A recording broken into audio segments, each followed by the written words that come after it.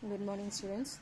In last video we learned about the problems related to the relative velocity. Okay, today we are going to discuss about the accelerated motion. Accelerated motion means accelerated, that means stimulated, and rate of change of velocity. அது acceleration பார்த்துருக்கோம் இல்லைங்களா. இப்போ இங்கே accelerated motion means வந்து during non uniform motion of an object the velocity of the object changes from instant to instant. That is the velocity of the object is no more constant but changes with the time. Such motion is said to be an accelerated motion. So acceleration means rate of change of velocity. So time depend பண்ணி velocity change ஆகும். அது நம்ம வந்து பார்த்துருக்கிறது acceleration. இப்போ accelerated motion means வந்து ஒரு நான் uniform மோஷனில் ஒரு ஆப்ஜெக்ட் இருக்குன்னா அதனுடைய வெலாசிட்டி சேஞ்சஸ் ஆகுது. அதுவும் எப்படின்னா instant to instant, that means time to time. ஒரு பர்டிகுலர் டைம் டு டைம் என்ன ஆகிட்டே இருக்குது அப்படின்னு சொன்னால் அந்த ஆப்ஜெக்டுடைய மோஷன் வந்து பொசிஷன் வந்து சேஞ்ச் ஆகுதுன்னு அர்த்தம். So the velocity of the object is no more constant but changes with time. Such a motion is said to be accelerated motion. In accelerated motion, if the change in velocity of an object per unit time is same, then the object is said to be moving with uniformly accelerated motion. So ஒரு object accelerated motion இருக்கு if the change in velocity of an object per unit time is same. அதாவது ஒரு எந்த டைமுக்கும் ஒவ்வொரு டைமுக்கும் velocity change ஆகுது, ஆனால் change ஆகக்கூடிய velocity எப்படி இருக்குது அப்படின்னு சொன்னால் கான்ஸ்டண்டாக இருக்குது, ஒரே மாதிரியே இருக்குது அப்படின்னு சொன்னால் that is uniformly accelerated motion. On the other hand, if the change in velocity per unit time is different at different times, then the object is said to be moving with a non-uniform accelerated motion. So என்ன எப்படின்னா accelerated motion, அந்த accelerated motionல டைம்க்கு ஏற்ற மாதிரி velocity change ஆகுது. அப்படி change ஆகக்கூடிய velocity ஒரே மாதிரியே சேஞ்ச் ஆச்சு அப்படின்னு சொன்னால் that is uniformly accelerated motion. And different times at different velocity change ஆகக்கூடிய வெலாசிட்டியும் டிஃப்ரெண்ட்டாக இருக்குது. ஒவ்வொரு டைமுக்கும் வெலாசிட்டி சேமாக இருந்தால் uniformly accelerated motion. at different times the change of velocity is different means non-uniform accelerated motion. ஓகேங்களா. Next one average acceleration means வந்து definitely இதுதான் at final to initial வந்து நம்ம டிஃப்ரென்ஸ் எடுத்து ரேட்டுக்கு சேஞ்ச் எடுத்தோம் அப்படின்னு சொன்னால் அந்த ரேட் அந்த டைமுக்கு டிஃப்ரென்ஸ் எடுத்தோம் அப்படின்னு சொன்னால் that is called as average acceleration. That means வந்து v2 minus v1 divided by t2 minus t1. If an object changes its velocity from v1 to v2,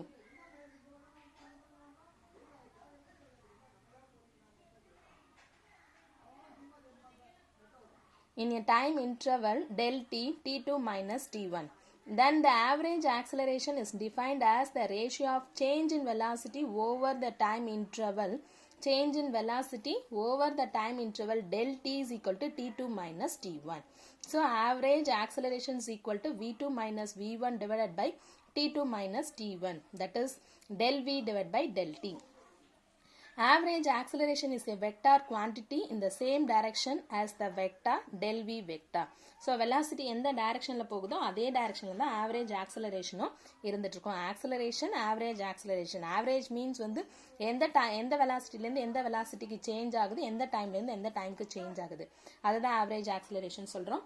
instantaneous acceleration, average acceleration என்னவோ அதே தான், ஆனால் instantaneous means வந்து time to time at a particular time at instant of time, அதை தான் வந்து instantaneous அப்படின்னு நம்ம சொல்கிறது. Usually the average acceleration will give the change in velocity only over the entire time interval. It will not give the value of acceleration at any instant time t. Average acceleration அப்படிங்கிறது over the time interval entire time இன்டர்வலுக்கும் கொடுக்கும். At instant of time கிடையாது. So instantaneous acceleration or acceleration of a particle at time t is given by the ratio of change in velocity over del t as del t approaches 0.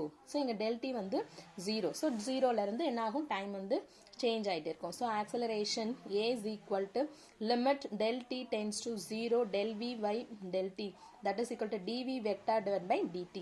In other words, the acceleration of the particle at an instant t is equal to the rate of change of velocity. The acceleration is a vector quantity. Its SI unit is meter per second square and its dimensional formula is mL t power minus 2. So இதுதான் ஆக்சலரேஷன்ஸ் vector quantity. ஏன்னா வெலாசிட்டியோடைய டைரக்ஷனில் தான் acceleration இருக்கும். So direction இங்கே important. அதனால் vector quantity. SI unit பார்த்தீங்க அப்படின்னு சொன்னால் ரேட் ஆஃப் சேஞ்ச் ஆஃப் வெலாசிட்டின்னு சொல்லியிருக்கோம். வெலாசிட்டியோடைய யூனிட் வந்து metre per second, time second. So அப்போ என்ன ஆகும் அப்படின்னா மீட்டர் பர் செகண்ட் ஸ்கொயர். அதே மாதிரி தான் டைமென்ஷன். இங்கே எம் கிடையாது. So metre, length, time second square, so t power minus 2. Acceleration is positive if its velocity is increasing. Velocity increase ஆச்சுன்னா acceleration positive இருக்கும். Velocity decrease ஆச்சுன்னா acceleration negative இருக்கும். So the negative acceleration is called retardation or deceleration. In the terms of components ல நம்ம எழுதணும் அப்படின்னு சொன்னா a vector is equal to dvx by dt I cap plus dvy by dt j cap plus dvz by dt k cap. That will be equal to dv vector by dt. இங்கே வந்து ax, இதை ஏஎக்ஸ்ன்னு எடுத்துக்கலாம், இதை ஏஒய்ன்னு எடுத்துக்கலாம், இதை ஏஇசட்னு எடுத்துக்கலாம். So அப்போ are the components of instantaneous acceleration. Since each component of velocity is the derivative of the corresponding coordinate, we can express the components of ax, ay and az as நம்மளால ஆக்சலரேஷனை velocity காம்போனண்ட்டில் எழுதணும். So velocity காம்போனன்ட்ஸில் எழுதுறோம் அப்படின்னு சொன்னால், அதாவது displacement காம்போனன்ட்ஸில் எழுதணும். அப்போ displacement காம்போனண்ட்டில் எழுதுனா a x equal to d square x by d t square a y square. ஏன்னா velocity is equal to rate of change of displacement. A x அப்படிங்கிறத நம்ம என்ன சொல்லியிருக்கோம், டிவிஎக்ஸ் பை டிடின்னு எடுத்துக்கோம். அப்போ எக்ஸுக்கு பதில் இங்கே சப்ஸ்டியூட் விஎக்ஸுக்கு பதிலாக இந்த வேல்யூ இங்கே சப்ஸ்டியூட் பண்ணால் டி ஸ்கொயர் பை dt ஸ்கொயர்னு வந்துட போகுது. So then the acceleration vector a itself is நம்ம அப்படி எழுதலாம். ஸோ அதாவது x square y square d square x d square y d square z. That will be x y z அப்படிங்கிறது r component. So d square r vector by d t square. Thus, acceleration is the second derivative of position vector with respect to time. Acceleration is the second derivative. So, acceleration ங்கிறது என்னன்னா second derivative of position vector with respect to time. Okay. So, graphically the acceleration is the slope in the velocity time graph. Acceleration அப்படிங்கிறது என்னன்னா velocityக்கும் timeக்கும் நடுவில் draw பண்ணக்கூடிய ஒரு graph. At the same time, if the acceleration time graph is given, then the velocity can be found from the area under the acceleration time graph. Under the acceleration time graph, what will be the find means velocity. So, இது ஒரு 1 mark questionல கேட்பாங்க, பார்த்துக்கோங்க. Okay. Then velocity time கிராஃப்ல acceleration கண்டுபிடிக்க முடியும். Acceleration time கிராஃப்ல velocity, that means area under the curve வச்சு நம்ம சொல்ல முடியும். From dv by dt is equal to a, we have dv is equal to a into dt. Hence, v is equal to integration of time depend பண்ணி integrate பண்ண போறோம். So, அப்ப என்ன ஆகும் அப்படின்னு சொன்னா v is equal to a into upper limit minus lower limit. So, t2 minus t1, t2 minus t1. Therefore, v is equal to a t2 minus a t1. That is acceleration.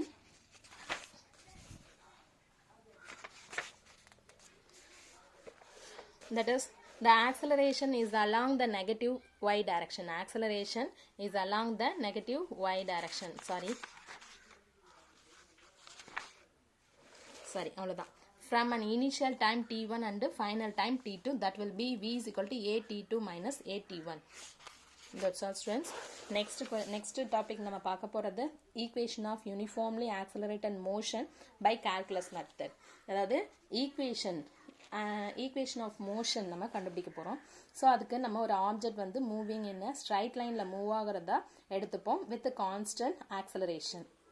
let u be the velocity of the object at a time t, that means u be the initial velocity and v be the final velocity, that means at time t ல இருக்கக்கூடியது. ஓகேங்களா? so the velocity time relation, velocityக்கும் timeக்கும் நடுவில் இருக்கக்கூடிய relation நம்ம எடுக்கிறோம் அப்படின்னு சொன்னா, the acceleration of the body at any instant is given by the first derivative of the velocity with respect to time. time depend பண்ணி நம்ம velocity உடைய ஆக்சிலரேஷனுடைய ஃபார்முலா என்னன்னு எடுத்துப்போம். ஸோ வெலாசிட்டிக்கும் டைமுக்கும் நடுவில் இருக்கக்கூடிய ரிலேஷன், வெலாசிட்டிக்கும் டைமுக்கும் நடுவில் இருக்கக்கூடிய ரிலேஷன்ஷிப் கொடுக்கறது ஆக்சிலரேஷன். ஸோ ஆக்சிலரேஷன் ஃபார்முலாவை எடுத்துப்போம். Acceleration a is equal to dv by dt. இதில் இருந்து dv is equal to a into dt. So integrating on both sides with the condition that is time changes from 0 to t. 0 ல இருந்து t க்கு time change ஆகறத நம்ம எடுத்துக்க போறோம். velocity வந்து initial velocity to final velocity change ஆகறத எடுத்துக்கிறோம். ஓகேங்களா? So அப்ப u to v and 0 to t. v integrate பண்ணா கிடைக்கிறது v, t இன்டகிரேட் பண்ணா t கிடைக்கும். ஓகேங்களா? இதுல ஏங்கிறது ஆக்சிலரேஷன் கான்ஸ்டன்ட், சோ அத வெளியில எடுத்துருவோம். ஓகேவா? சோ இதுல upper limit minus lower limit இதை இன்டகிரேட் பண்ணா நமக்கு கிடைக்கிறது என்ன கிடைக்கும் அப்படின்னு சொன்னா dv இன்டகிரேட் பண்ணா கிடைக்கிறது v and a கான்ஸ்டன்ட் வெளில எடுத்துரும், dt இன்டகிரேட் பண்ணா t கிடைக்கும். ஓகேங்களா? சோ இதுல வந்து இப்போ என்னன்னா லிமிட் சப்ஸ்டிட்யூட் பண்ணும் 0 to t. எங்க பாத்தீங்கன்னா u and v, u v. so upper limit first limit வந்து substitute பண்றது upper limit first substitute பண்ணனும். so v க்கு இருக்க v ல தான் v க்கு பதில் v தான் போட போறோம். so v minus of u க்கு பதில் v க்கு பதில் u போடணும். so v minus u and 0 to t, t போட்டா t minus t க்கு பதில் 0 போட்டா 0. so அதனால அது நமக்கு தேவையில்ல, lower limit தேவையில்ல, upper limit மட்டும் substitute பண்ணுவோம். v minus u is equal to at. from this v is equal to u plus at, u plus at. ஓகேங்களா? so if a is depend on time t, a cannot be brought outside the time integral. a வந்து நமக்கு வந்து டைமை depend பண்ணி change ஆச்சு, acceleration டைமை depend பண்ணி change ஆச்சுன்னா நம்ம இன்டெக்ரலை விட்டு வெளில எடுத்துட்டு வர முடியாது.